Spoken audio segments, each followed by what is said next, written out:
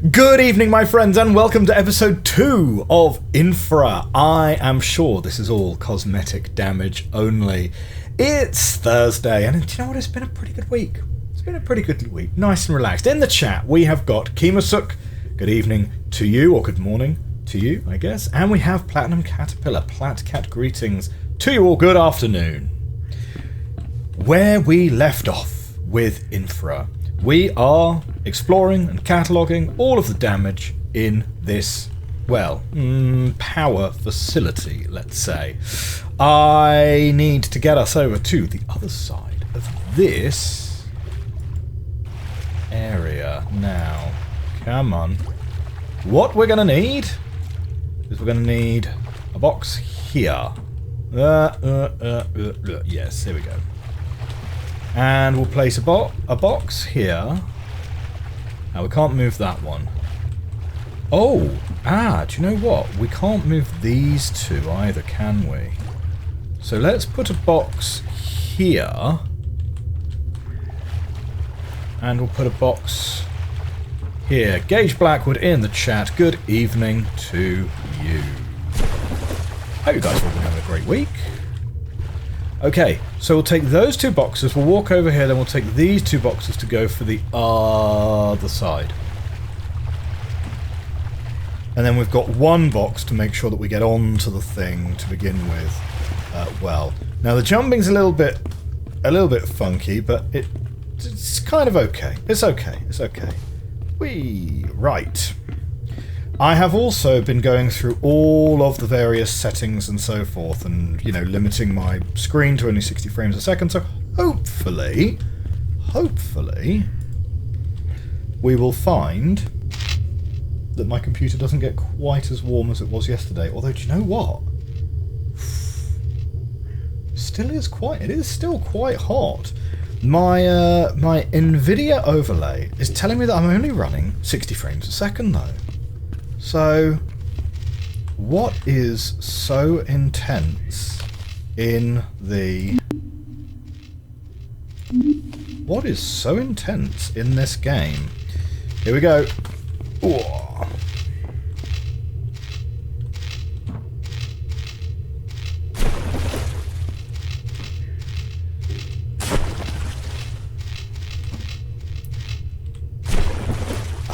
Now this is peak 2004 gameplay. Do you remember when Half-Life 2 first came out? It was like, there was a bit of a meme, I think Yahtzee was very big on pointing this out, about the prevalence of physics puzzles. Like, you'd be doing a section... Now, having said that, this is more to do with playtesting of games more than anything else, right? Because Valve are very, very big on playtesting their games. I remember I was watching episode 1, as in Half-Life 2 episode 1, and I played through that with the director's commentary on, and they were talking about, you know, how they position their various puzzles and things like that, and yeah, they will playtest, and if players are starting to get fatigued, right, battle fatigue or whatever, they'll just throw a puzzle in, or they'll throw like a quiet room which just has a couple of head crabs in it or something like that, so to give the player a rest, because you can't have people just fighting the Combine constantly all the time, because that's a little bit of a nightmare. And they would kind of do that. They kind of do that throughout, you know, like if you have a lot of action set pieces, it then gives you like the cooldown time, and you see that a lot in games, like all over the place, really. Once you are sort of attuned to these peaks and troughs of action, you can really spot them.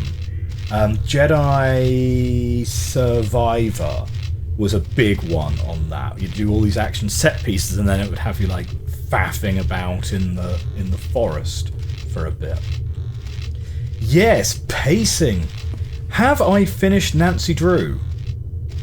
Was part 9 final, or will there be a part 10? Why do you think part 9 is final? What did I say at the end of part 9? to make it seem like that was final. There will definitely be a part 10.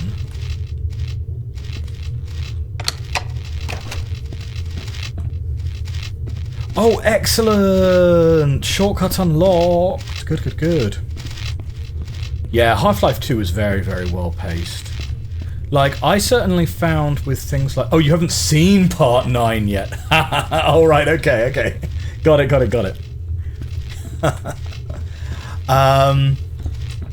No, there will be a part 10. There might even be a part 11. Hang on a second.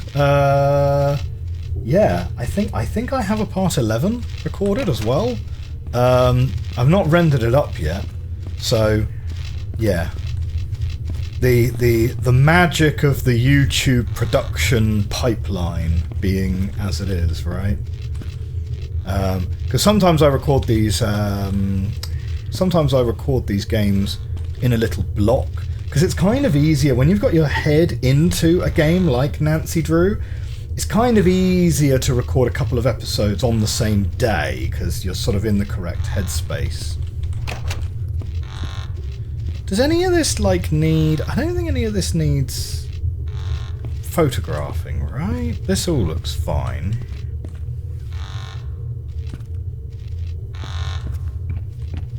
Oh, hello.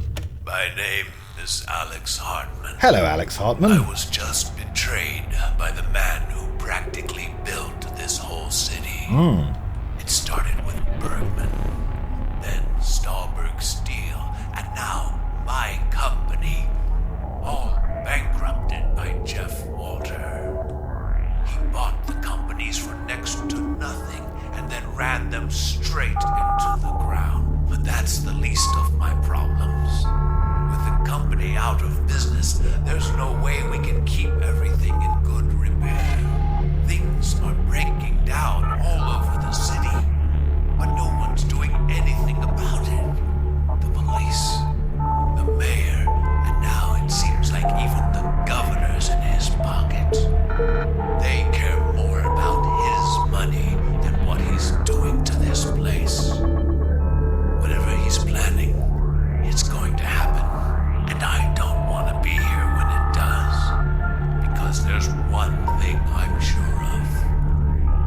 Everything's about to fall apart. Intriguing. Insurance scam on a massive scale, right? Cosmetic damage only? Meh, yeah. So, okay, we've got a big button, a big red button. That's obviously locked, so no dice there. JetNet Dev, first time chatter. Hi, you need to take pics of the documents. What documents? I don't see no documents.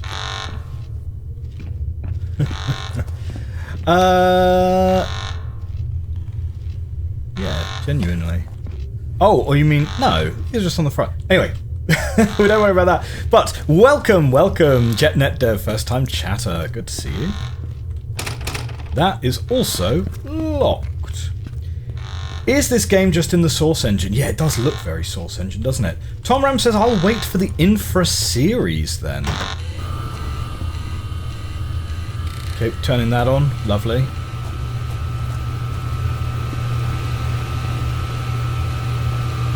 I mean, all of that seems to be working.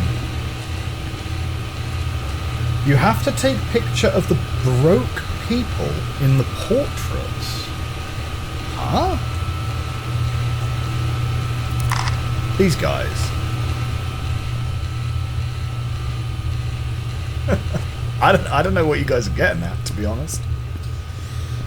We got Spiper in the chat. We have Doffy90 in the chat as well. Good evening to you guys. Good evening to you. Right. So we've turned this on, which is great. Oh, hang on. We have a computer which is on now.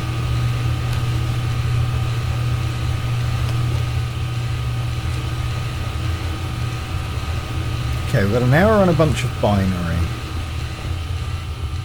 I'm kind of wondering if... Oh, hang on.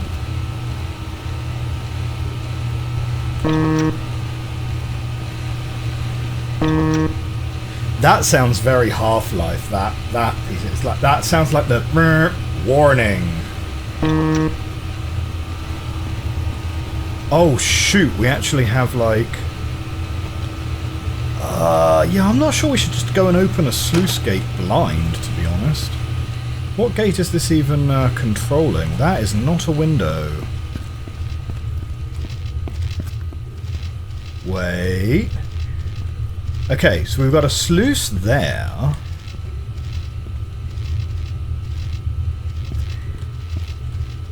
Hang on. Let me see. Let me check the notes. Let me check the notes quick.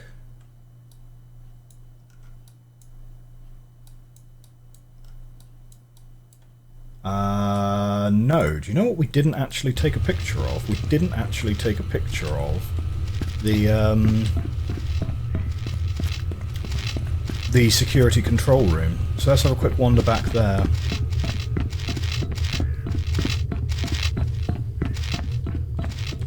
So if you leave comments on YouTube, it can be several episodes before you get to see me address it. Yes. That is true. That is true. I'm sure you've probably noticed that. Okay, interesting. So, the control room is where we were just in.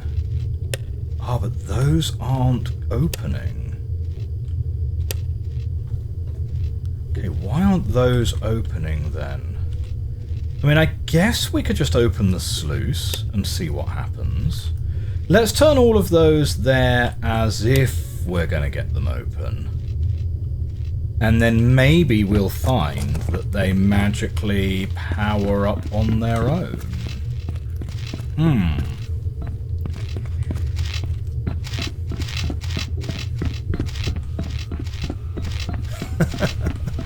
Well, I mean, it's kind of just part of the it's kind of just part of the production reality of recording, right? Because I need to record and then I need to edit them together and then, you know, render them up and upload them and so forth.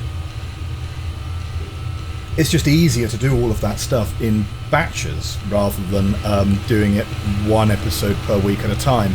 And also I think it makes the episodes a little bit better as well, because if I only record one episode a week, there's a huge warm-up time to kind of get back into the headspace of the game and like remember what we were doing and where we were up to and so forth. So I think it makes for better. I think it makes for better gameplay anyway. We're going to fully open both of these sluice gates. What's the worst that could happen? Well, we could flood the downstream town. That is something that theoretically could happen. Chemisec says, rough if you ask us for a hint though. Yes. Yes, yes. Oh! Do you know what? Do you reckon that light is relevant? I reckon it might be.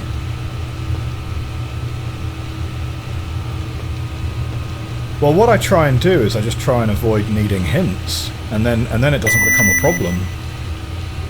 Okay, so generator's now on. This door is still locked, though. Ah, ooh. Keep the control room doors always overridden, says Hartman.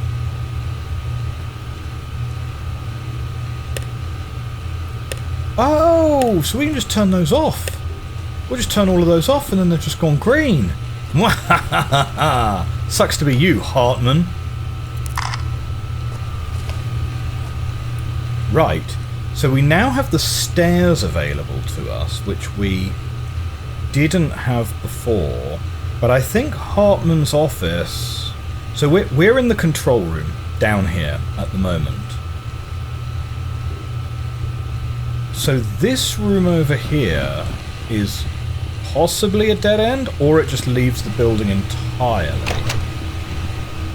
Oh, hydroelectricity, the energy of the future.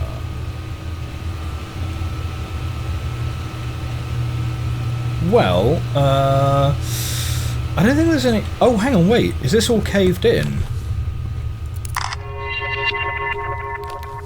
Yeah.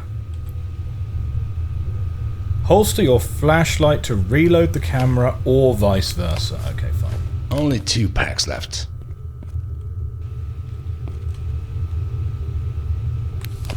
Okay.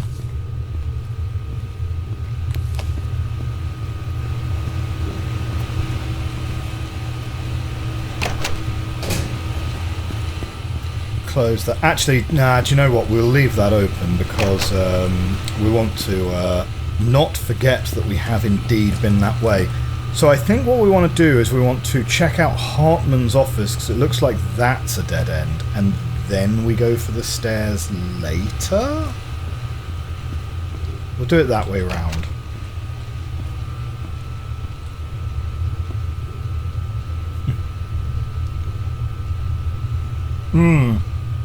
I don't tend to ask for hints that often, which is nice. It's like that Hitchcock movie scene where the guy is defending himself with a camera. Oh, yes! Yes. Rear Window. That was... Ah, what's his name? Ah, batteries. That's 3 packs of camera batteries. Oh, shoot, what was his name? He really was one of Hitchcock's guys, wasn't he? James Stewart. That was it, James Stewart. Like, you want the moon, Mary? You want the moon?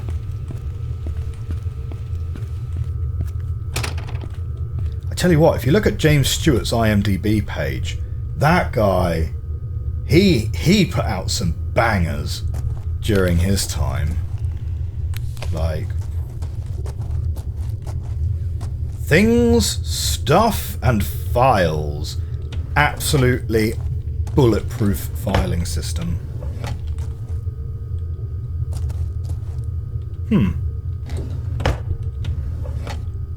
Ah, lovely.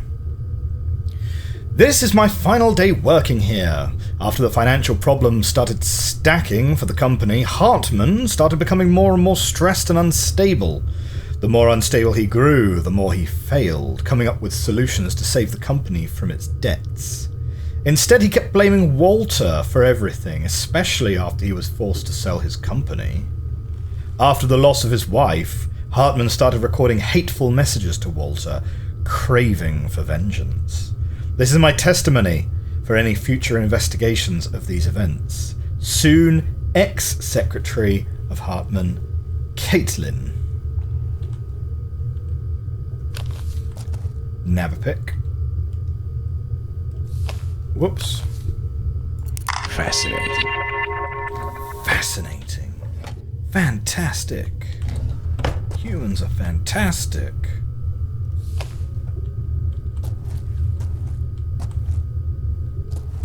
JetNet Dev says, take a picture of this document. Absolutely. Do I want to go down the stairs? Nah, Hartman's office first, surely. Ooh, do you reckon that's an original? Doubtful.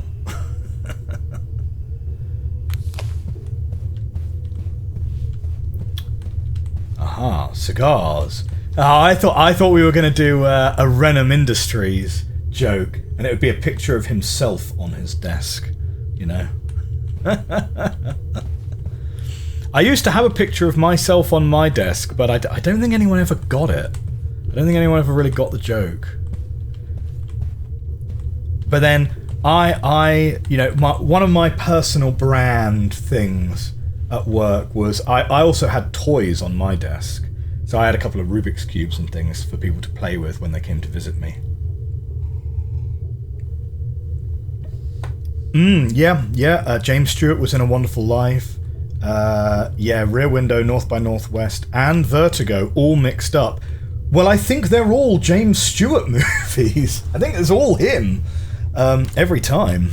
He didn't do Psycho, but he did quite a few others. This guy was really obsessed with Jeff Walter. Any of these need pictures? I don't know. We'll take a bit here. Maybe not. Right. Jeff Walter, Salzburg map. Why? Jeff Walter bought Salzburg Steel and it went bankrupt. Why? Cancelled Bergman operations. Two Gorges Dam. The train accident.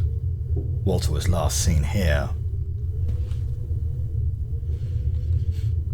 So interesting. So Walter wasn't a member of staff. Walter was someone else. Jeff Walter brought Salzburg Steel and it went bankrupt. Why? Why? Well, I tell you what we're going to do. We are going to take some notes and add them to our own notebook, to be honest.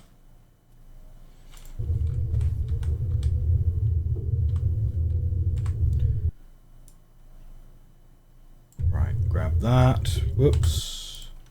Need to unlock my mouse. And then we'll grab this last bit here and put that over here. So, we've got companies, Bergman. Eric Kleinman, unemployed, something. Zanderberg disappeared, alive, dead. Why did Walter buy the Bergman Co.? Why cause bankruptcy? The Bergman Company was already having some problems before they started the new construction project. Is Zanderberg also working for Walter? Maybe he's behind bankruptcy.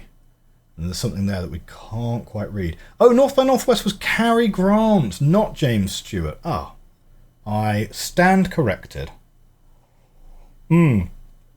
Yeah, the Crop Duster and the Mount Rushmore one, that's both North by Northwest, indeed.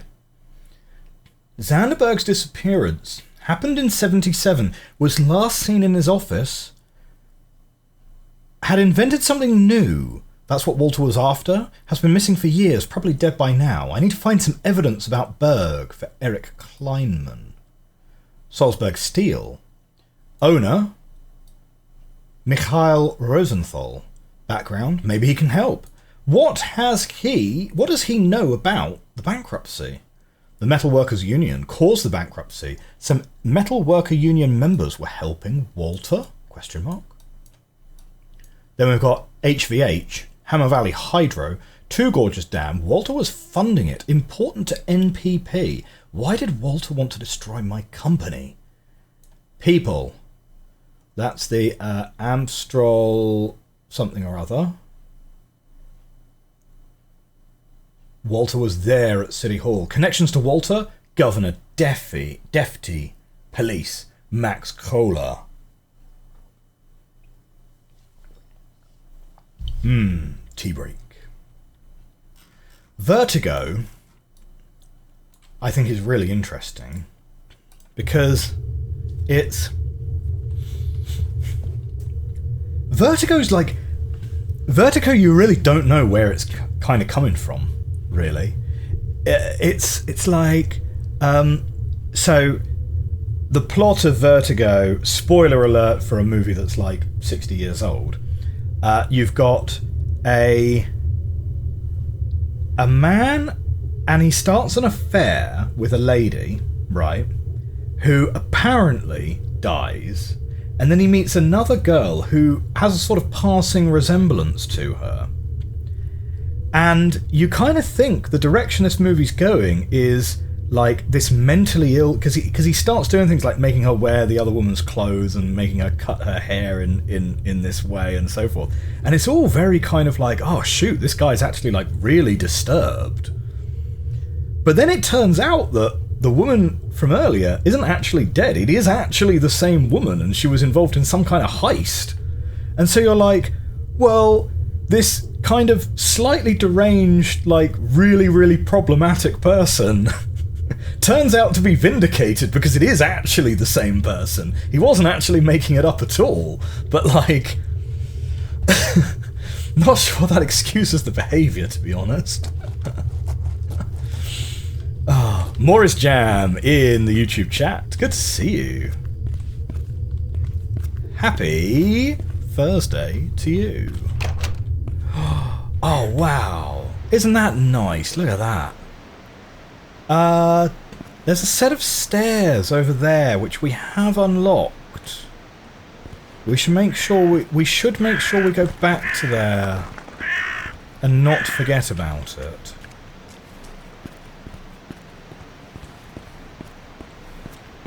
Any damage? Any damage? Surveyor here. Just looking for the damage. There should probably be a lock on this gate, you know. Ah, this is all overgrown. No, we don't care about overgrown. I mean, look at how many cracks are in this concrete. But no, it's fine. That's cosmetic damage only. Switch yard breaker. Remember, synchronization. There are 2 synchroscopes in the control room. Use them before you do this.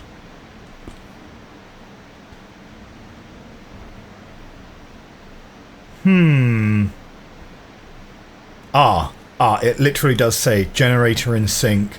No. Fine. Those lights should probably all be green. Oh dear.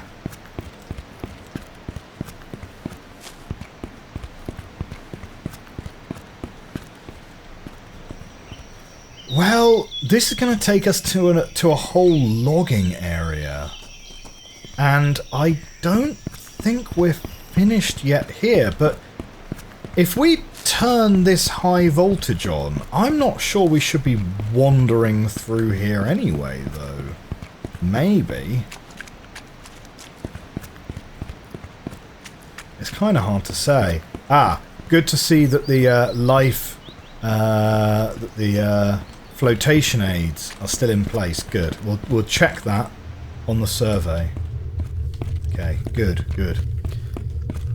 Okay, so there's a couple of synchrotrons, a couple of cyclotrons over here. But I think before we fiddle with those, let's go and check out the stairs on the other side of the building. Because I'm wondering where those stairs go to. I mean, obviously this game is sort of somewhat non-linear, so, you know, it might just be that we can just go there separately. Right, so everything is now open. So we want to go from security up this way and we will reach the stairs. Yes, it's those stairs there.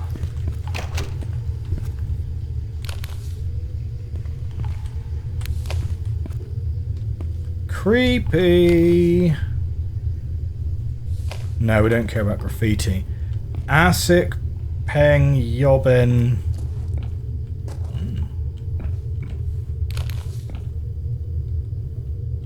Third kettle. Kiwi and banana special.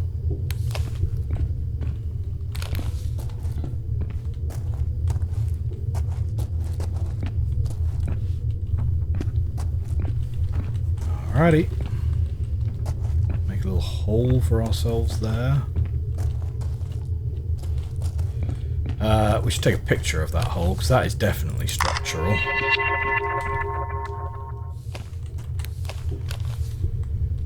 Achoo. Only 2 packs left. Good evening, Blue Pinecone. How are you doing? Heisenberg. Never forget, 1959 to 2011.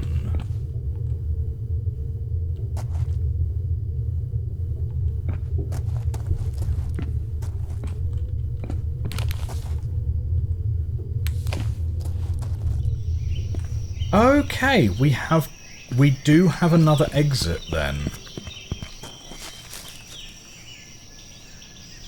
Well, I guess we'll continue this way and we'll come back to the synchrotrons later. Like, we have a footbridge over this part, so we'll probably get over there at some point, I suppose, right? No trespassing. Ooh, lovely. Very, very poisonous, though. We shall not touch. Oh man, and there's another bridge over there. So, let's take stock momentarily. Where exactly are we now on this map? So, we were at the dam. There's the sawmill. So, we are currently here on the map. Oh shoot, there's plenty more to explore still then. Oh yeah, wow. Yeah, we're about there currently on this map. Okay.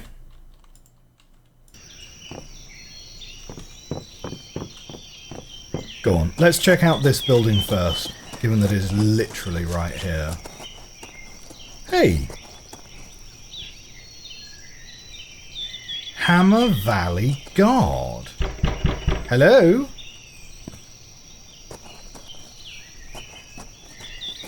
I mean, this... Well, aside from the fact that the window's busted up, and it does have a lot of moss going on it.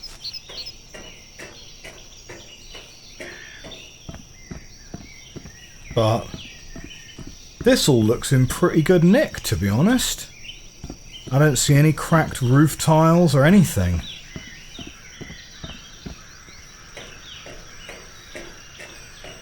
A non-janky source ladder.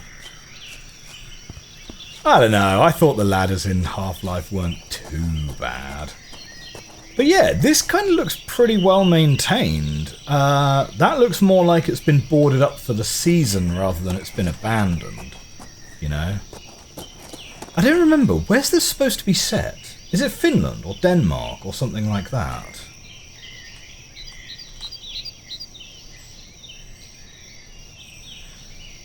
Welcome to Hammer Valley. Hammer Valley National Park was established in 1965, shortly after the Hammer Valley Dam was built. The mission of the park is preserving the extraordinary nature of the area, or what's left of it, to the coming generations. The park is maintained by the Ministry of National Forests and Wilderness.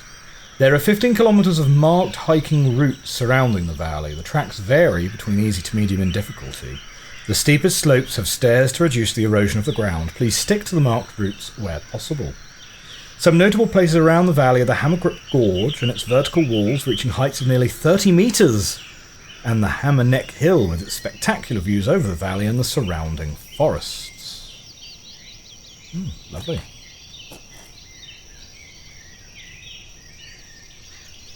The origin of Hammer Valley is a great example of forces of nature at play. For thousands of years, the water has flown through the area, slowly carving its way through the bedrock. Softer segments of the bedrock have eroded away faster, giving the valley its distinctive appearance. The river flowing through the valley originally took a sharp turn west of here through the Old Gorge and Black Gorge. About 7,000 years ago, the waters finally broke through the rock a few hundred metres south of here. Hammer Grip Gorge, the most spectacular of the gorges in the area, was formed. The Hammer Fall Rapids had the tallest waterfall in the Staalberg region, along with the impressive rapids. The mighty flows were tamed when the Hammer Valley Dam was opened in 1962. At the same time, the river was guided into the Bergman Water Tunnel south of the Hammer Grip Gorge. Being on a ladder famously made you incredibly inaccurate with a gun. Ah, yes. No, I have played enough Counter-Strike to be somewhat aware of that, yes. By design, of course, right? Because if you're holding onto a ladder, you've only got the one hand to fire your gun with. Well, there's no further path that way, so I guess we're going over the bridge. Morris Jam says, those are remarkably clean gutters. Yes. I agree. I wish I had gutters that clean. My gutters fill up with moss constantly. I get moss on my roof tiles, partly because, you know, half of my roof is in shade for half of the time. And the moss grows, and then it gets big enough that it rolls off down my pitched roof into my guttering. And then I've got to, you know... I mean, to be fair, it's only about once a year. But yeah, once a year, someone's got to come round with a big wet vacuum cleaner and, like, clean my gutters out. Oh. It's just kind of one of those really, really mundane maintenance activities that you occasionally have to do, right? A rolling moss gathers no stone. Absolutely. Totally agree. Totally agree. Yeah, I mean, I am assuming it's something to do with the way moss propagates, right? I guess it must be a little bit like tumbleweeds, where they just kind of release themselves, roll around a bit, and then, like, find somewhere new to lay root. I presume. I don't know.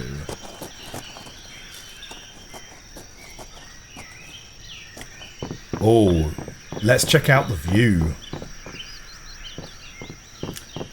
Morris Jam says, I have a neighbour who keeps pigeons. It's not nice in my guttering. Yeah. I understand where you're coming from on that one. Because on the one hand, pigeons, lovely animals, right?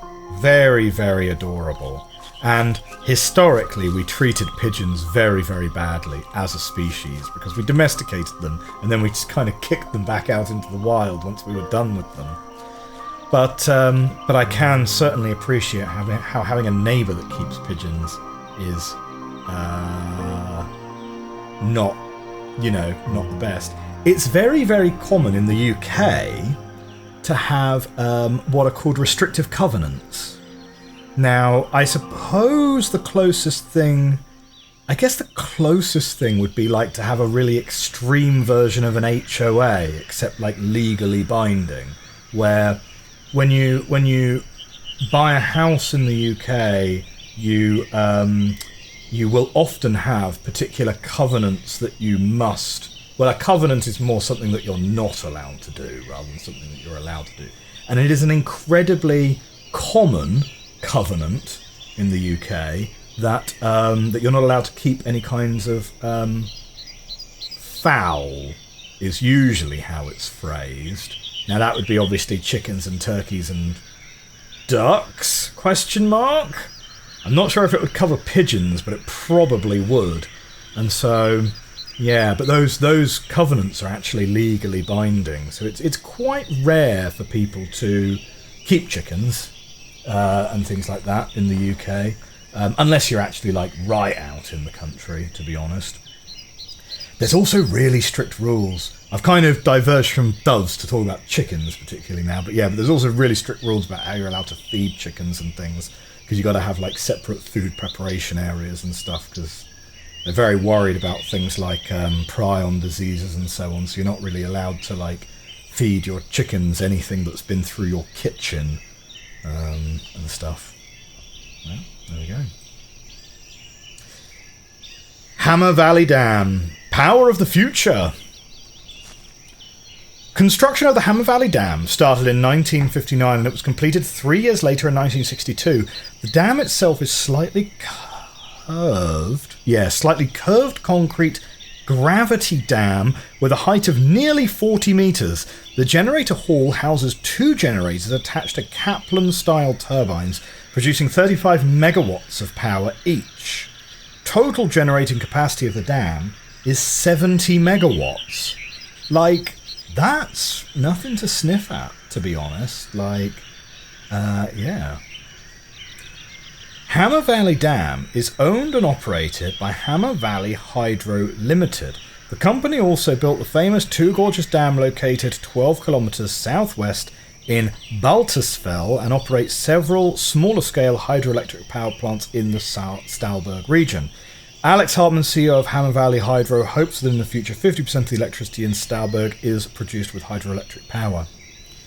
Now, one of the things, as a physicist, one of the things that I've always found incredibly useful is to try and kind of gain a sense of scale on a lot of these things. And the one that I always use as my sort of vague reference point is an individual house depending on how big the house is, how many people live there, what part of the country, you know, which country you live in, and so on. An individual house uses about 1 to 10 megawatt hours of energy per season. So a 70 megawatt dam is producing enough energy for 7 houses to have power for a whole season every hour. And so you can kind of do the conversion from there about how large a town you can actually power with it. But yeah, so there we go. So it's certainly not a small thing. Not as large as obviously something like a coal power station. Like the biggest one we have in the UK is Drax, which I think is something like, or it certainly used to be, about a 4 gigawatt. So this would be about 50 times smaller than Drax. But Drax is the largest one we have. Devora J20 says, historically fowl meant all birds. Well, I would assume it covers all birds then, because English covenants tend to be written in incredibly old-fashioned language. Oh, good. What normal dimensionless units? Seasons per hour. Look, all you have to do is work out how many hours are in a season, Morris Jam. Like, that's just dividing one number by another. Where you turn a potentially incredibly effective position somewhere unexpected into a horrible position. Oh, yes, that's related to the CSGO. The town could be larger too, and the dam, just whatever percent of energy needed. Nauseum says there's an absolute masterclass in environmental puzzle design. 5 facts about the dam. It's good to see you, Nauseum. Welcome in. Operation started in 62. Operator is Hammer Valley Hydro Limited. Height nearly 40 meters. Total generating capacity 70 megawatts. Maximum water flow 215 meters cubed per second. Our flying friends in action. Hammer Valley is known for its diverse wildlife. The area is especially popular among bird watchers. Several different species can be spotted, some of them being rare in Staalberg, such as the 3-toed woodpecker. F4 3 words.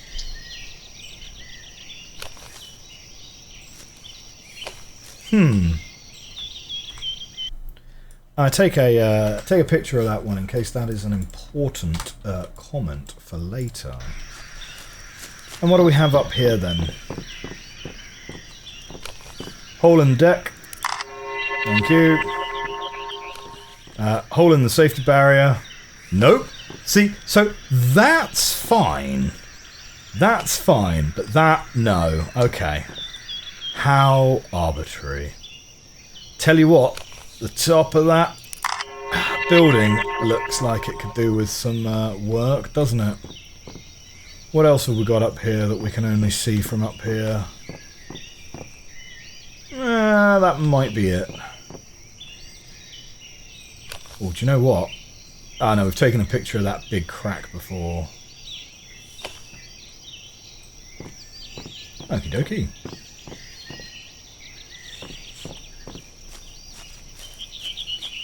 Both my grandfathers on different sides worked in the energy field. One was on the dam side. Miles per gallon is area. Miles per gallon is area. So you've got distance per, and a gallon is meter cubed. So it's not area, it'll be miles per gallon will be 1 over meters squared. So it'll be the inverse of a meter squared, I think. A gallon's not a meter cubed. No, you're right. We're talking like dimensional analysis though. So it's the easiest way to check if you've got your formula incorrect, right? And if there are any physicists watching, okay, and do you know what? I'm even going to cut this because I'm even going to cut this. I'm going to turn this bit into a short, because this is genuinely good life advice if you are studying for a physics degree. The easiest way to know if you've remembered a formula incorrectly is if the units on the two sides of the equal sign don't match each other. So if you've got something which is like a speed on one side, it's meters per second, well that's a length over time. Whatever's happening on the other side of the equation must also be a length divided by some kind of time. And so when you've got like, okay, so speed equals distance over time. So distance is a length, time is time, right, in seconds. Speed is meters per second, or it's miles per hour, which is a distance divided by a time.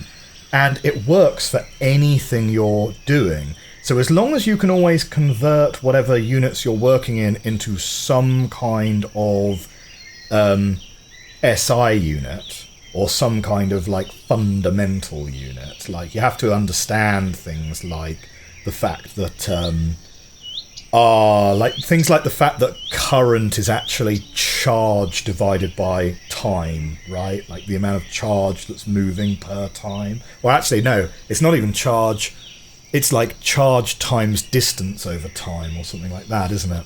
So it's a very, very useful trick to double check where you might have gone wrong in an exam. So there we go. That's a tip from me. We've now got the Hammer Valley Sawmill. Hammer Valley Sawmill was built in 1924, situated far away from any existing industry. The place was chosen because of its rapids, allowing for free source of energy. The river was also used for timber rafting from the logging zones upstream.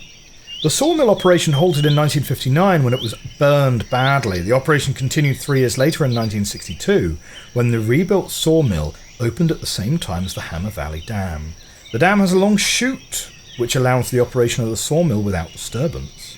Nowadays, the sawmill is doing better than ever and works in close cooperation with the dam, providing valuable jobs for the local population.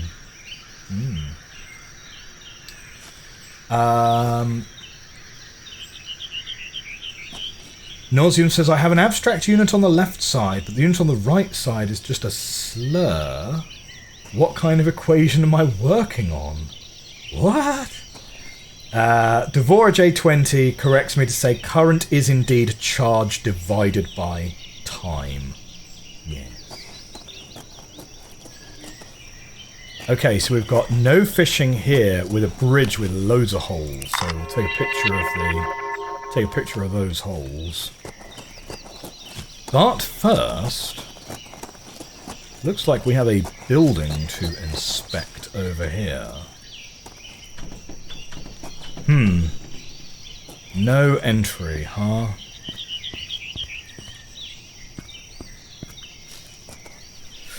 Well, we're not getting in that way. There is, however, a path here, even if it is slightly overgrown. No, there isn't. Okay, never mind. Back we go. Don't accidentally walk into the drink.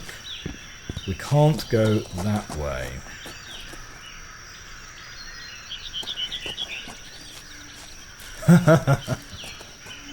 I'm literally charging batteries right now. I had to check. P equals W over T. Power equals... Wait a minute. What's W?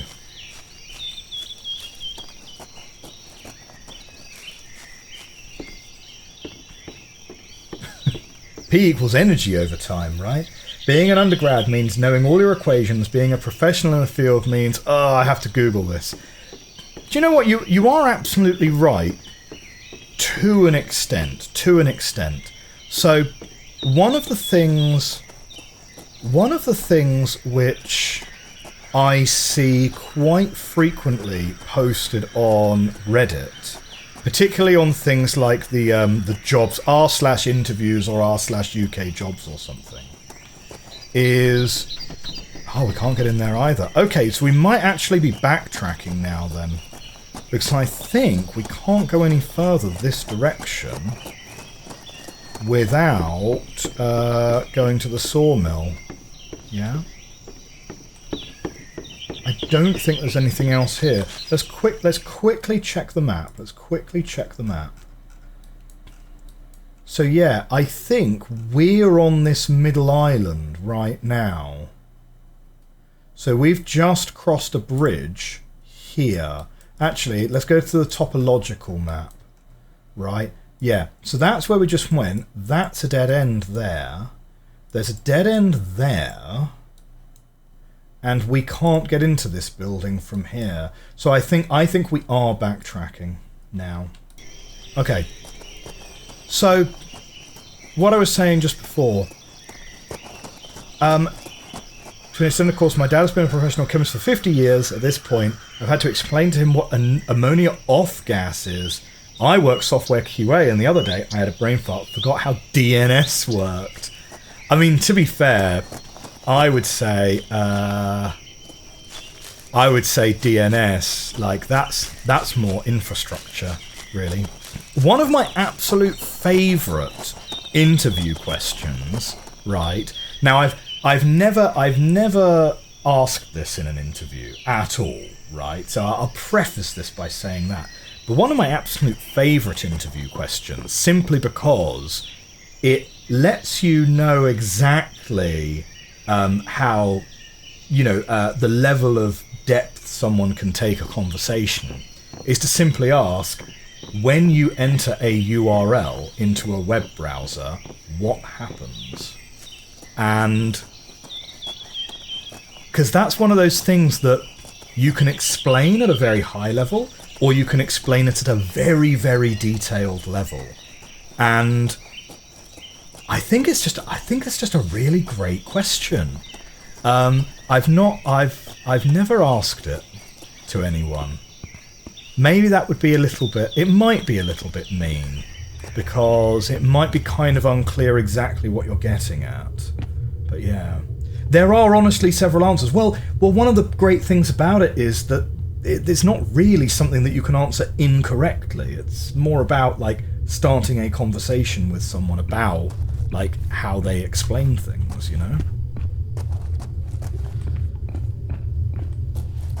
Ha ha ha ha, Deborah J says, nothing in particular, the user has to press enter first. True that.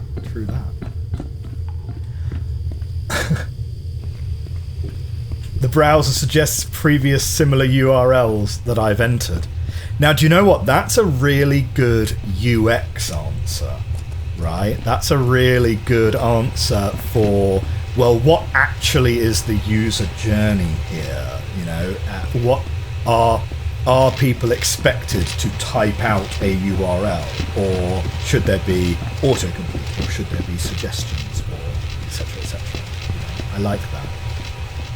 Google AI recommends alternative things. Yes, indeed. It certainly does.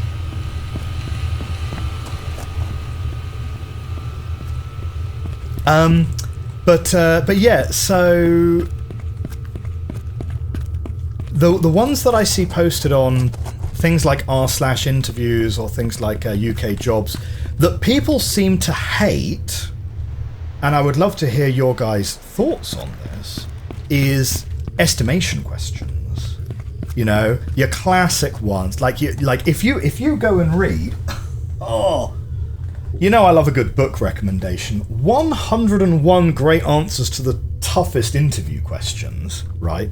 Don't ask why I have this to hand. I lent it to a friend of mine and he happened to give it back to me recently, so it happens to be sat next to my desk. But yeah, 101 great answers to the world's toughest interview questions. It's by Ron Fry. I would recommend this book, actually. I think this is a great book in terms of, like, navigating face-to-face interviews.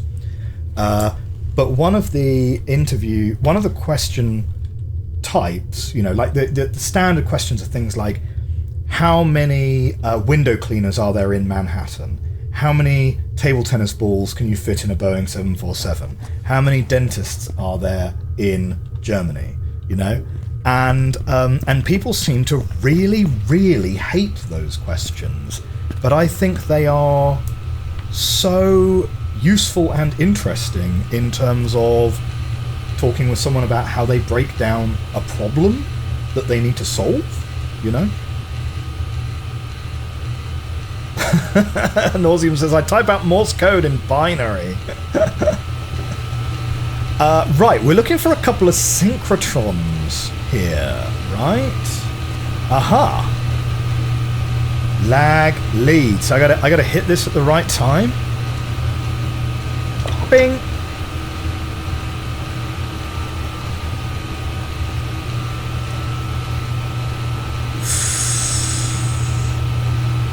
Was I rushing or was I dragging?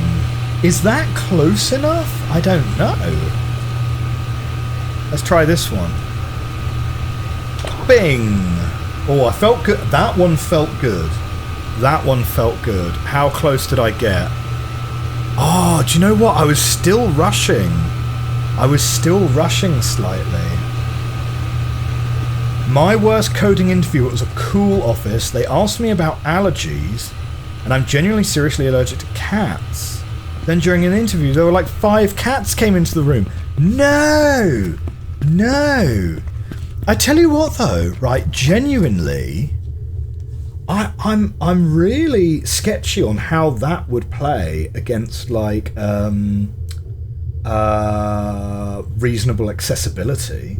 Because, like, surely having an allergy, like, that's a medical condition. So, yeah, here's an interview question. Die. Oh, I'm sorry you had that experience. What are those synchrotrons synchronizing? If it's mains voltage, that goes at 50 hertz. You're not going to hit that at the right time. No, probably not. There we go. A bit of plastering work needs doing there. But, like, these are fine. It's only exposed brickwork, I guess. It's fine. Do you know what? Like, we really are vibing this survey. Do you reckon we're hitting 50% of the things we're supposed to have noticed? I don't know. This seems like one of those games that would be, like, well hard to 100%. Like, 100% blind. You'd have to be going through everything with a fine-tooth comb, right? Oh dear. My buddy can knock on someone's door, they open it, and he knows right away how many cats there are. Oh. I'm at like 5% of this game. Oh, wow. I always love it when you guys recommend me nice long games to play. So we did a thing. Bonk. Bonk.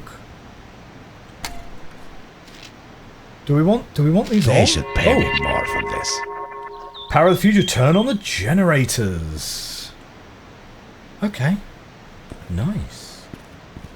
Can't wait to see the 100% speedrun. Are we gonna die if we walk under those? Like, I'm gonna save. Because, like, walking through this area, given that it literally says danger. Hello? Hello? Hey. So I finished surveying the dam. Oh, It was cool. in pretty bad shape. Yeah. The generator room's badly flooded. Huh. Good thing that the place was on our list. Yeah.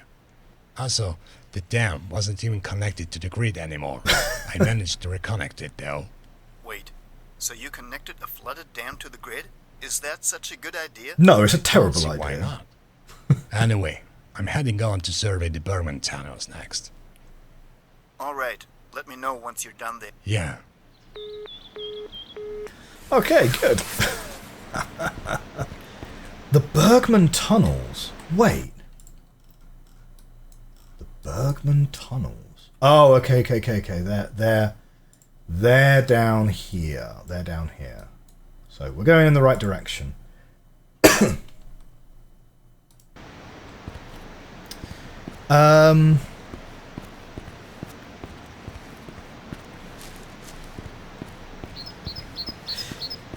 Yeah. So, yeah, dentists in Germany or whatnot. And coming back to the original point that Nauseum was making about, like, you know, when you're a professional, it's kind of like, oh no, you know, I need to Google that. But that kind of estimation work, when you're working on something like, you know, a big infrastructure project, and it's like, oh, how much throughput do these servers need for the users that we require and so forth. You know, how many instances need spinning up to handle that? It's like, it is an exactly analogous kind of problem that you're breaking down. So, I'm kind of a big fan of those estimation questions because I find them actually really relevant problems. But I do see that they're incredibly unpopular. Like, everyone seems to really hate them. Do we want to go up there? I'm not sure. We've got plenty to explore down here yet. Well, there's a lot of cobwebs in here.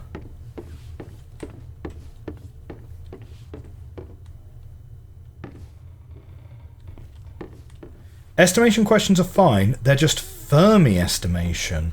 Oh, you might have to tell me what Fermi estimation is. I'm not familiar with that. Is that where you assume everything's logarithmic? Because, like...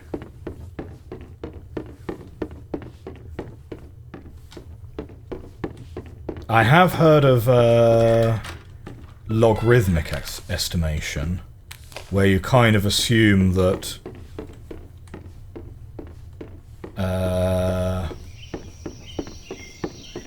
with logarithmic estimation, you kind of go like 1, 3, 10, 1, 3, 10, because it's sort of like triple it up every time. That's just a kind of useful shorthand, rather than working in orders of magnitude.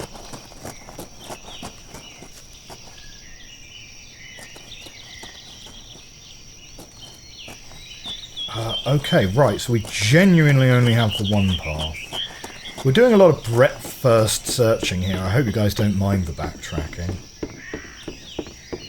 Weirdly, I don't cry around onions anymore. Maybe that's an immunity. Or good onion technique. Perhaps.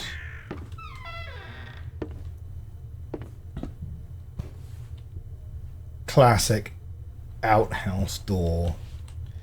We have got the Stauberg Times. No wonder there were problems getting logs through. Hammer Valley Hydro files for bankruptcy. The second biggest energy maker in Stauberg region collapses after just 6 months after it took new ownership. Hammer Valley Hydro Limited has filed for bankruptcy yesterday with no further warning. The future of the multiple power plants operated by the company is still unknown. CEO of Hammer Valley Hydro, Alex Hartman, was not reached for commenting. The biggest owner of the company, industrial investor Walter Coe, issued a short statement apologising for the current situation and loss of jobs. City of Stauberg officials have been called to an emergency meeting later today to discuss the future of Stauberg's energy production. Meanwhile, Falkland War ends in Argentine surrender. Commander of the Argentine garrison in Stanley, General Mario Menendez, surrendered to the Major General Jeremy Moore of the British forces at 9 p.m. last evening local time. The war, which began on April 2nd, lasted 74 days, has resulted in heavy losses for both sides. Material losses are also significant for both parties. Relations between the two nations left severely damaged, and the tension in the area remains at large. Experts warn that the situation remains particularly risky. Meanwhile, Saudi Arabia crowns new king. Boring work on the Eastport Line finished. The newest addition to the Stauberg metro system, the Eastport Line, closes completion as the boring work of the tunnels was finished yesterday. The new line, which will be an extension of the existing Obenza Fish Market Line, is expected to open in January 1983. Stauberg planning to reorganise its waste collecting and management, that's on page 12, and second game of the FIFA World Cup 1982 ends in a tie. Interesting. Interesting. Sugar flakes. Let's have some sugar for breakfast. So, this is one of the things that only really as an adult I think back on and think, gosh, that was weird, right? So, when I was young, I used to eat like Wheatos or Cocoa Pops for breakfast, right? This is not an ad, incidentally, quite the opposite. And it's only really as an adult that I think to myself, gosh, as a child, my parents let me eat chocolate for breakfast. Like, what? That's weird, isn't it? Isn't that weird? I don't know. No shade, obviously, if you eat chocolate cereal for breakfast or whatever you choose to eat for breakfast, that's absolutely fine. But, like, it's really only as an adult that I've sort of even given it any thought and thought to myself, well, as a parent nowadays, if my child wanted to eat chocolate for breakfast, I'd be a bit like, no. I don't know. It feels to me like we should be able to get down these stairs somehow, but we can't. We're not supposed to jump this, right? We can jump this. Maybe we are literally supposed to jump this. Okay, yeah, we went through the whole gamut of we're not supposed to do this, we can do this, okay, I guess it's intended that we're supposed to do this. That was a wild ride. I'm glad you guys were with me for that.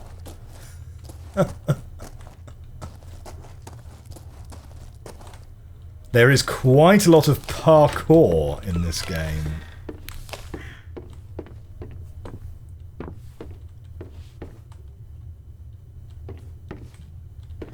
Is it even chocolate or just brown stained plant fats? That's a really, really good question, Devora J. I would assume probably kind of the latter. It really is going to depend. Your mileage is going to vary depending on your locale, right? You are probably going to find that it's technically labelled something like, even in the UK, which has a very, very liberal interpretation of chocolate, to be honest. Partly because, you know, we allow milk chocolate to be considered as chocolate, and milk chocolate obviously doesn't have a particularly high cocoa count in it. Okay, I can get up here. Can I get up here? Huh. No. Do I have a box that I can lift onto there? There we go. Yes! Give me the box, give me the box, give me the box. But yeah, I think even in the UK you are probably going to find it labelled as chocolate-flavoured breakfast cereal or something like that. Huh, we get a key. We have a key. Do you reckon the key opens this padlock? It does. It does.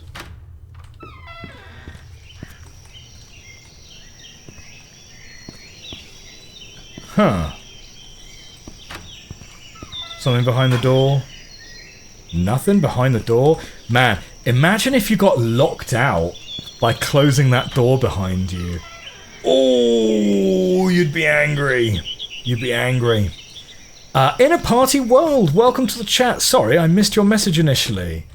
Do I still hold the opinion that the 1997 Riven is the best puzzle game ever made? Yes. Yes, I do. I genuinely do think that. Like, I think there's some pretty close competition, you know? I think Outer Wilds definitely has to be in that conversation. I think The Witness is probably in that conversation. The one that everyone forgets, partly because it's kind of like in that middle child region, it's not quite retro, but it's definitely not modern, is Portal, right? Because usually when you're talking about, like, what's the best puzzle game ever made, usually people do have a certain amount of recency bias, or they're going for something really retro. Portal is kind of in that middle child. What was it, like 1997 it got released? Something like that. Keemaslick says, don't forget the Neverhood. I've never played the Neverhood, so I can't formulate an opinion on it. But what I certainly can say is, It doesn't often factor into the conversation, to be honest. I don't see a lot of people saying that. But yeah, I think in my opinion, it's Riven, right? I think Outer Wilds is good, but I think Outer Wilds has... I don't think Outer Wilds is beyond criticism. I mean, I don't think Riven's beyond criticism either. But yeah. Yeah. I go with Riven.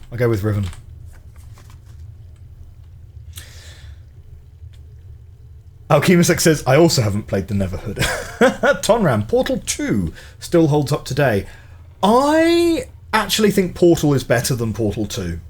Like, I agree that Portal 2 is also a really good game, but if you're talking about like best puzzle game of all time, I would rank Portal ahead of Portal 2.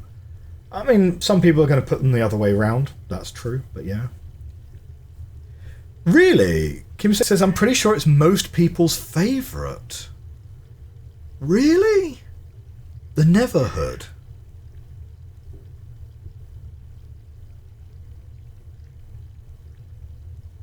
I mean, it's a bit of an obscure pick, isn't it? Not gonna lie. Agreement from Spiper. Original Riven, as far as adventure games go. Portal 1 and Portal 2 might be the best puzzle games.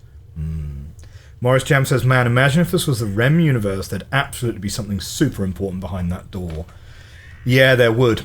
But the controls to open and close the door wouldn't be anywhere nearby.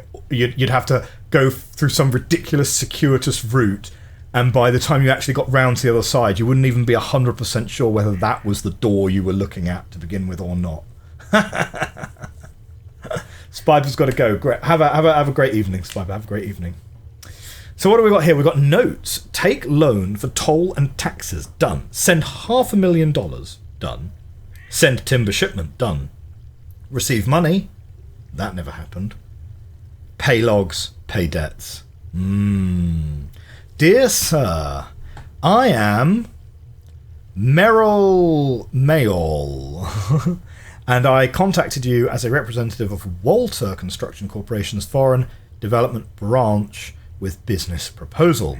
We have a major construction project going on here, and we're looking for good quality timber products to be used at our construction. So we're asking for you to send us a shipment of your best quality timber. We're offering you $2.5 million for your shipment. Also, we need $500,000 for special timber import toll and for special taxes for getting timber safely here. You can find proper table of ordered items, shipping address and information along with my bank details for the special taxes and tolls. That sounds suspiciously like a bribe. Oh dear. Name on the account. This is a personal account. This is a personal bank account. I don't know. This looks dodgy. This looks dodgy AF to me. Let's take a pic. Looks like they never received payment for the lumber. Lumber. We need lumber.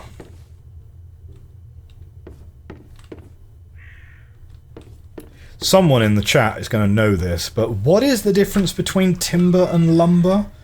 Is it if the tree has been chopped up or not?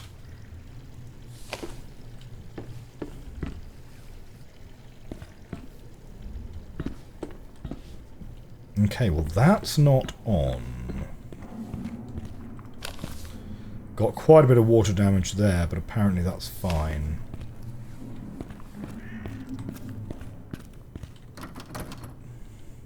Timber's when it falls over. Lumber is when you carry it. Ah. Devorajay says, I prefer the Riven remake over the old one.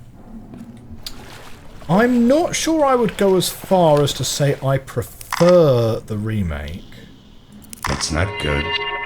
No, it's not good. I wouldn't go as far as to say I prefer the remake. However, I would say... Oh, I'm not sure we should turn the power on whilst we're wading through this water, should we? That sounds like a bad idea. Can we open the door to let the water out? No. Okay, mate, what is this?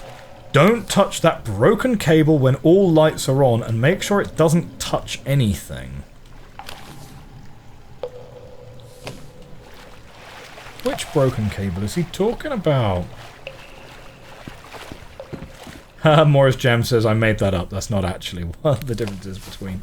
Only one pack of batteries left. Shoot. So, where's the broken cable that he's referring to? Make sure you don't touch it, and make sure it's not touching anything. Well, it's not that cable.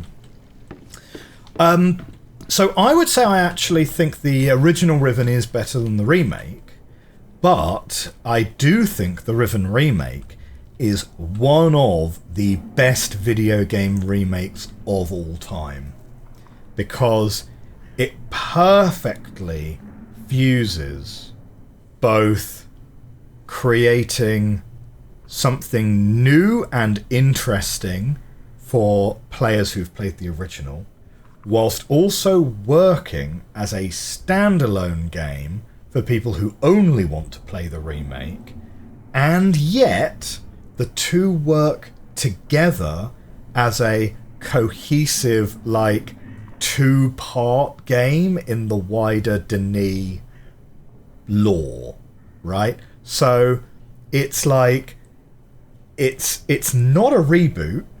It's consistent with the pre-existing, pre-established canon, which is really good.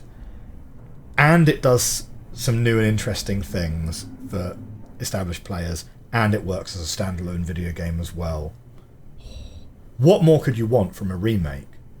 I think it's a real shame. I think it's a real shame that it did not sell as well as it should have done, to be honest.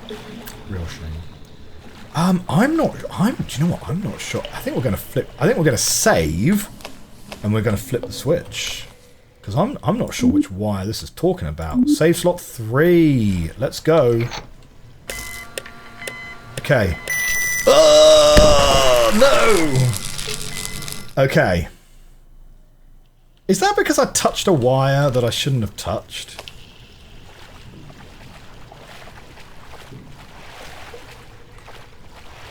What? Oh, yeah, look, we've got exposed cables right here. Oh, that's probably what I actually took a picture of earlier. I was just taking a picture of the water. Right, so how are we going to deal with that? Do we bring boxes down the stairs? Do we do the old box trick again? We can't get out there. Ah, we do have a couple of boxes right here. No, those are not liftable boxes. Okay. Turns out the distinction's a mess. Lumber is a fallen tree and timber is processed wood. Unless you're in the US, then it's the other way round. Ah, classic. Gotta love a bit of inconsistent definitions. Okay. Maybe then we need... Well... no, it's the littler box that we were able to lift. Wait a minute. It's a cupboard. That makes 2 packs of spares for the flashlight.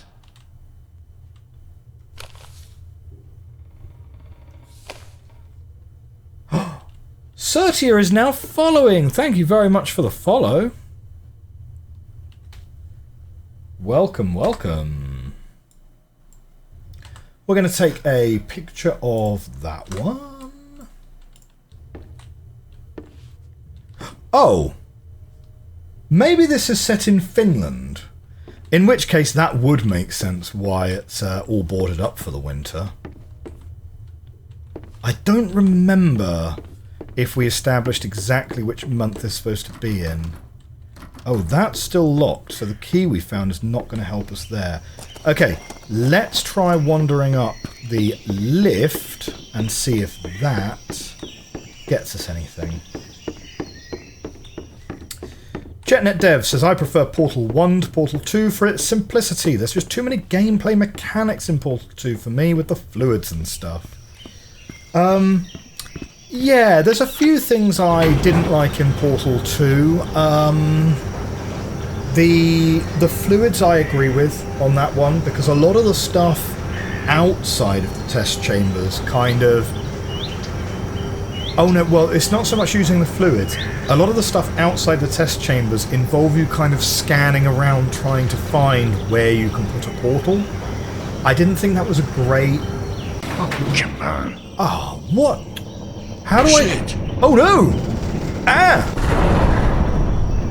How do I take a picture of an elevator not working? Here we go. Here's a picture of the lift not lifting. Oh dear. It's have you guys seen that meme of the my package wasn't delivered? Can you send us photographic evidence? And the guy sends a picture of his empty hand. Is that 3 for 3 for broken elevators? It might be, you know. Do you know what? Guardrail as well. Guardrail also broken. Right, so we can't go this way. So we must be trying to get that other door open then. I guess. How many lifts have you managed to use that have worked? Not many. Not many, to be honest. Yeah, so in Portal 2, scanning around for the bit of portalable wall is a bit of a weak part of the game for me. For me, personally, the sound design, particularly the music, I think is not great. There's a lot of kind of... I don't know, the ambient music kind of doesn't quite sit well with me. That's obviously very much a personal taste thing, and it's not really anything to do with game design as such. Can we use these pallets? No.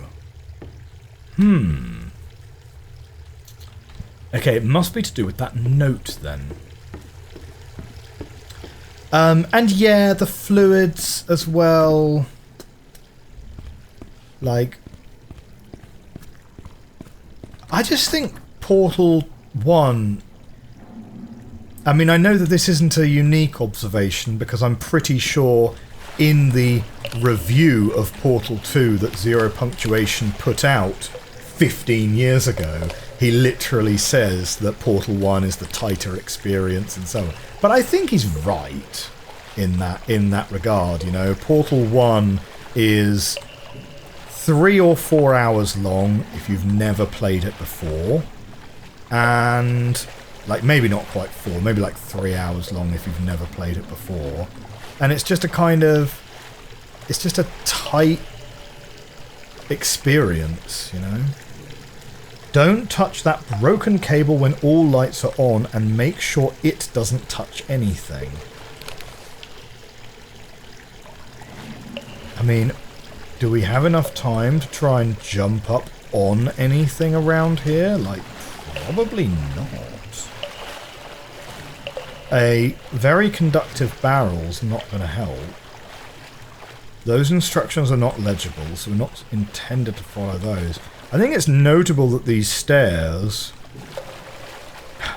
like, I think it's notable to me that the metal stairs end at a set of concrete stairs which are electrically isolated from the other part of the thing. So we can get up here. Can we parkour over that? We can parkour over that. Does that get us anything, though? Like, not really, right? I don't know. Like, maybe we just need to give this another try. Okay, you just flip the switch and run. There we go.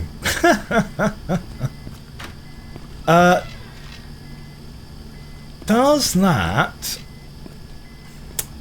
that metal pipe is probably electrified. Is this floor now electrified? It might be. But I don't think we need to go that way again for now. Can't open that though. Ah, but we can jump over this wall. Probably. JetNet Dev says, I think you just need to be faster to get out of the water. Yeah, sorry, I hadn't read that. Wait, hang on, we're back here? That's no good. This is not where we want to be at all. Unless we can climb over this wall to get into here? What? We're not going to make that jump, surely. Wait, hang on. It might help if I actually did a little bit of a run up for it. Huh. Nah, that's not happening. Over the barbed wire as well. Oh no. We've actually got a little bit of a backtrack to get back in there now. Wait.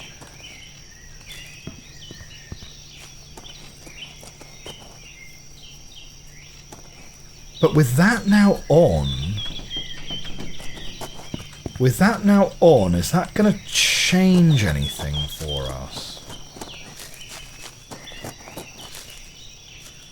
Like, I don't think it's going to change anything over there, right? Because we don't have a key for... Like, this is where the Bergman tunnels are going to be, I think.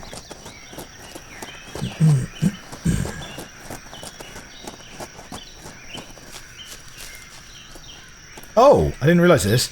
The keys to the cave can be requested from the forest guard's cottage. Huh. Well, we've definitely been there.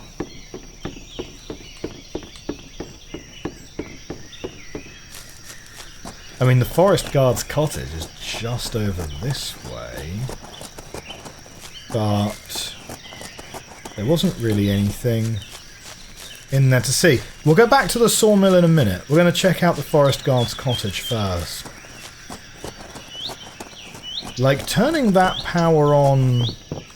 Hang on, wait. It's not good. Yeah, we never took a picture of these missing slats. Like this broken door. Not going to do anything, that's fine. Reload! Only one pack of batteries left.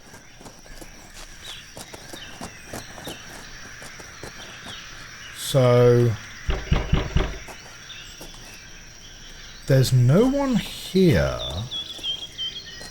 But the keys can be requested. Where are you hiding the keys? Where are you hiding the keys?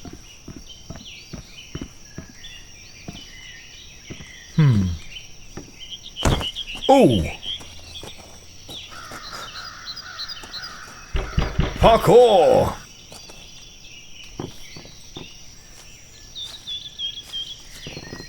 Yeah, I don't know. Oh wait, look! Look! There's a window we can go in. We can just do a little bit of breaking and entering. That's fine.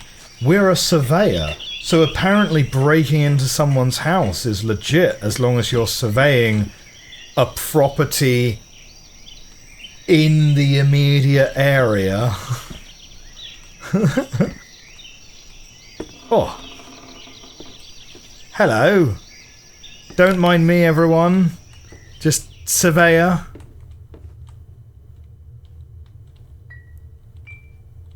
Yep, official survey business. Yeah.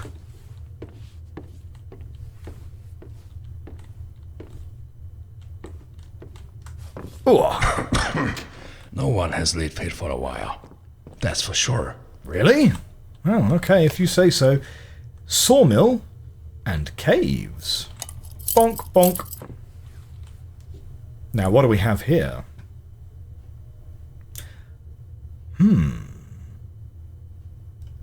That's interesting, because I can't zoom in on this. So it says, I thought my life was going to take an empty Osmo Olat bottle. Not quite. But when the Hartman Company went bankrupt, that idiot constructed some of his money to me. Entrusted some of his money to me. He told me where he'd hidden the money, but I was too drunk to remember where. I know I should probably lay off the beer, but come on, it's Osmo Olat, the best beer in the world. I'm going to keep looking for that stash, and once I find it, I'm spending all of it, every last penny, on beer. Hammer Valley Guard log. So these are just short of once a week. Some random tourist was lost in the woods. Took me 7 hours to find him. 7 hours. Spent the night kicking drunk teens out of the premises. Oh, great. The HVH dam will be closed permanently in 1 week. Just bought lots of beer. This'll be a good day. That's so strange. Okay. Intriguing. Ah, nice candelabra. Oh, wow. Really is a gentleman who loves his candelabras. How do I see what is... Do I have an inventory? I certainly don't on I.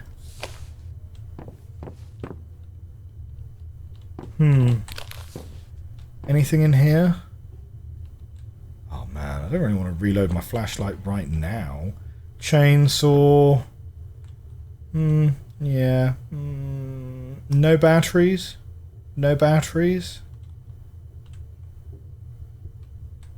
Nah, doesn't look like it. Okay, never mind. Okay, off we go. We've got some keys. Oh, I guess one of the keys we picked up is probably the key to that door, in fact. Half Tick is the first time chatter. What do you think of the game so far? Really good. Really enjoying it. You know, it's contemplative. I think it's just about the right kind of, it's the right kind of difficulty curve for a Thursday night stream, you know? It's not like we're sitting around being stuck the whole time, but it's also not a gimme either.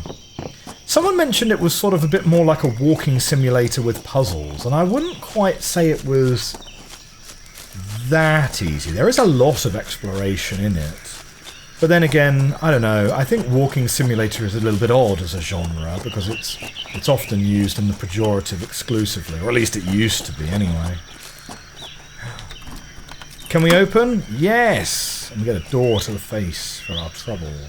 That is not a door, and cannot be opened.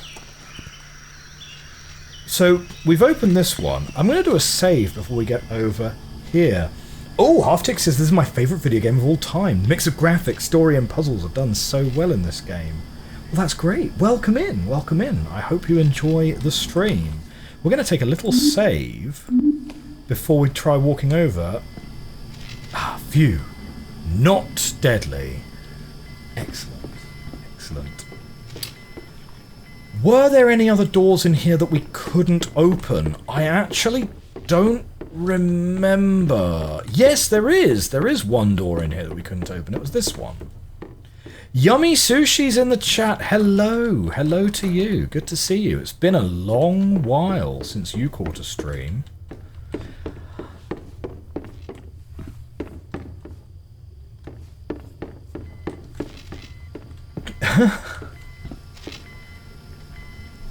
Morris Jam says, sounds like they took the cocaine out of cola and shoved it in all the best beer in the world.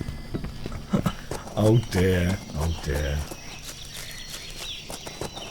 I have a feeling we might be done. No, we can't be done with the sawmill if there's a door that literally hasn't been unlocked.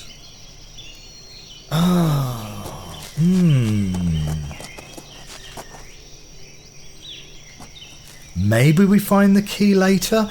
There's a whole nother part of the sawmill up there that we can't get to without a lift anyway. I gotta think that maybe we come back here, to be honest. Let's push on for now. And we shan't worry about it.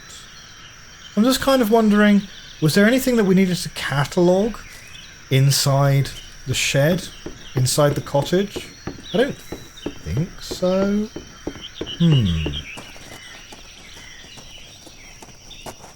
Arctic says it has a really interesting story. I recommend to read the notes and any info. It's really intriguing. Oh, we're reading the notes. We're reading the notes. This is an audiobook stream that happens to have some video games attached to it. There might be just some documents behind that door. Oh, okay. Fair enough. Well, we still want to find those eventually, of course. Morris Cham says, you don't need a lift to get up there. That's coward talk. Oh, that light bulb needs changing. Cha-ching! What? A loading screen? Okay, haven't had one of these in a while. Just walk up that 45-degree incline. Let's just do it. Get your hiking boots on.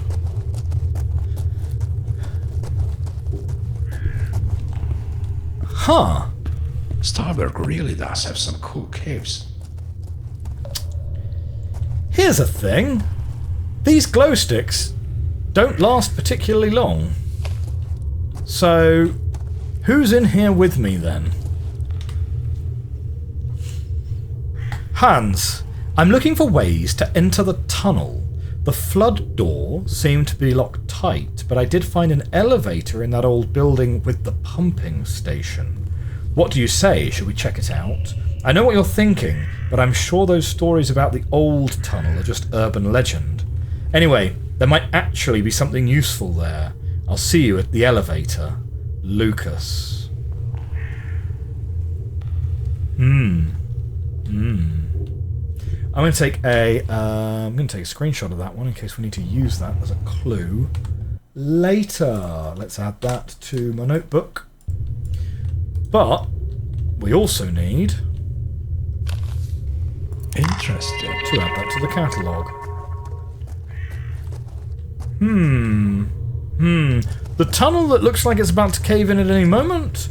Or the well-lit, clearly the actual path? Let's check out what's through here first.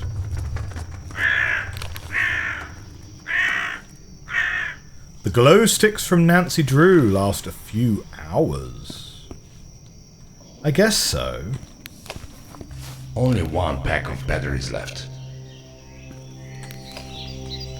Only one pack of batteries. Don't want to be running out of batteries at an inopportune moment, though. Now, through that tunnel, if we check our notes briefly.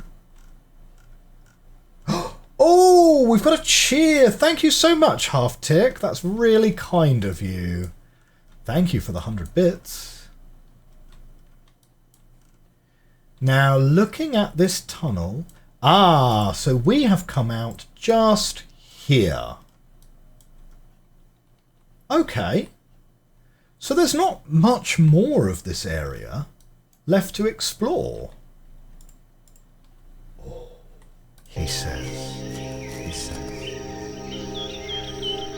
Drop to follow. Love to see your playthrough it and see what you think. I'll be sure to jump in if I see you.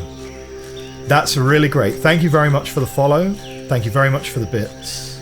Do check out the YouTube channel, because the YouTube channel is where we upload all of our VODs, as well as a whole bunch of stuff that we are playing outside of the stream. And so if you like this kind of game, that's all we play. Broken window.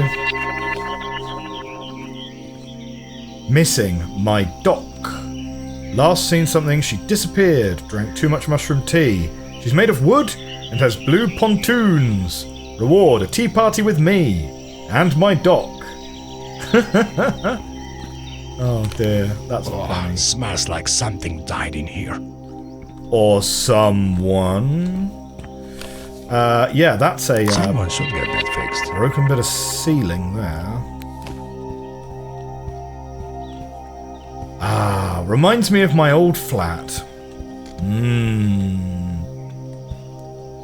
Yep. Everyone's had that phase in their life where they've rented a dodgy sublet, right? Like, yeah.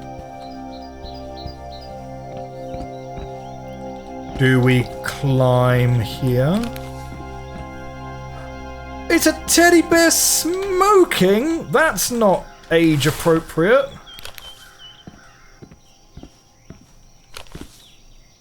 We'll fix you. Click.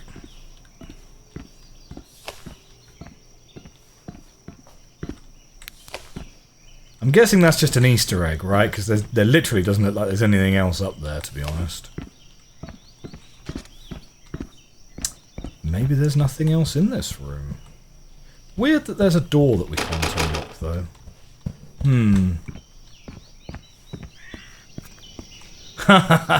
How old is the teddy bear?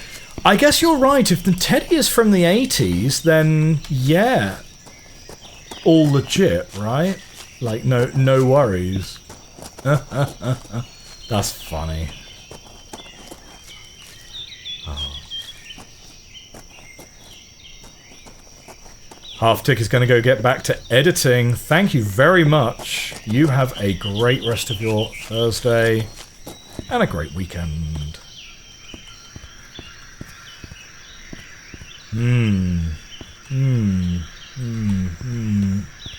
Those all look fine. No damage to any of those barrels. We have here a power line. Looks a little bit droopy to me. Like, this is clearly a collision hazard. Right? It's like you gotta crouch under the high voltage cable. Like, clearly that needs fixing. Apparently not. Man, I tell you what, the health and safety executive would have a field day at this workplace. For sure. Again, these don't look that worn through. Like, this kind of looks like there are people around still. You know, which isn't necessarily a problem, because, like, I don't think this is... I mean, it's sort of questionably private property, I guess. I mean, we've gone in and out of several gates that have said keep out, but if you leave a gate that says keep out, isn't the implication that you're in a public area now? I don't know. Yeah. Is this game just about being OSHA? Yes, that is literally what this game is, Yummy Sushi. We are a surveyor, and we're using our camera to take pictures of everything that has fallen into disrepair and needs fixing. Apparently those boards being missing is fine. But yeah, we're just taking pictures of stuff that's broken. Nothing seems to be working in the tunnel anymore. Almost all the flood doors are stuck and have missing valves. Surely Robin must have hidden them somewhere around here. Fortunately, I'll be retiring soon, then Robin can deal with this mess on his own. I can't wait to see his stupid face when he hears about this. Okay, so missing valves around about here. Take a pic of that note. Intriguing. Intriguing. Blueprints. Nope. We do have files. Oh, a second set of batteries for the That makes camera. 2 packs of spares for the camera. The world's strongest beer. Man, these guys have beer literally everywhere. Control room. Ooh. I know enough about computers to know that that's not a good sign. Flood doors main panel. Before we flip this switch, which says, if the light is on, you can open the tunnel door. If which light is on? The blue light or the green light? Remember to turn the switches to match the right color code.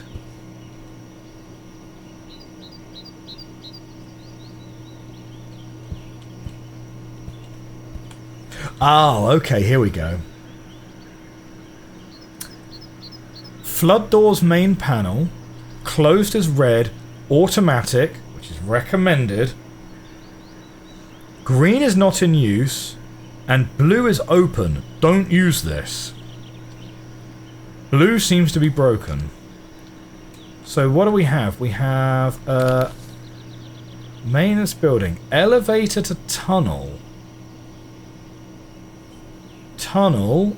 We are here. Cave. Peter's cottage.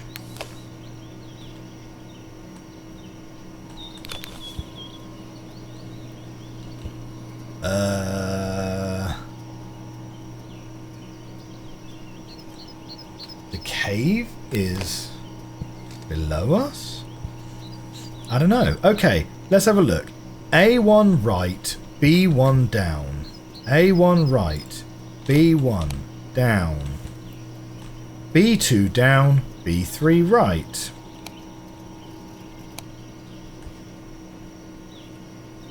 C3 right, D3 down.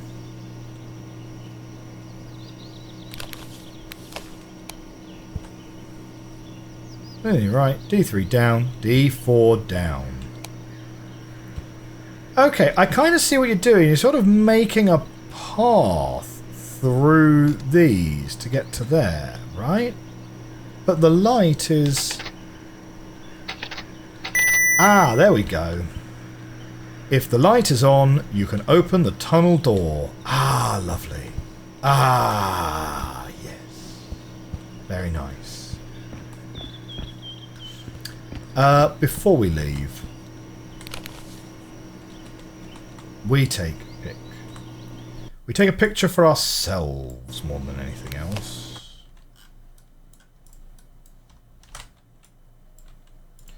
Okay, so can we match this up? Where exactly are we here now? We came out of here. This path here is blocked off. So we're down here somewhere.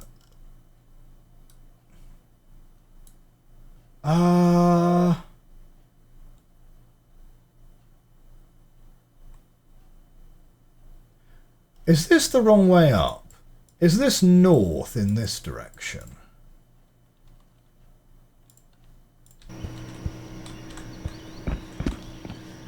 Oh, hey. Ah, lovely. We are here. So wait, let's compare that to this.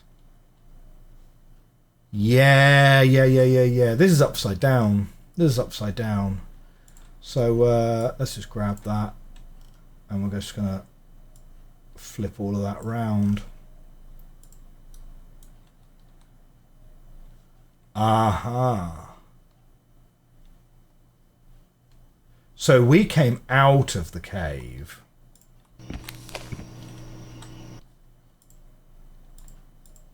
Whoops, sorry. I'll get you guys onto the thing, right? Do smoking laws specify that they only apply to humans?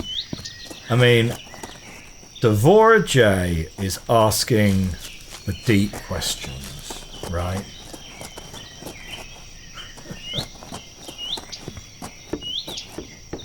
Right, there's Pete's cottage up there. There's the tunnel that we came out of. No, the caves that we came out of. So down here is going to be the tunnel that we just opened. Yes? Keep out, drowning hazard. However, we're not going to go that way yet. We had a branching path in the cave that we didn't look at. So before we go that way, let's go back this way and just make sure that we complete this section.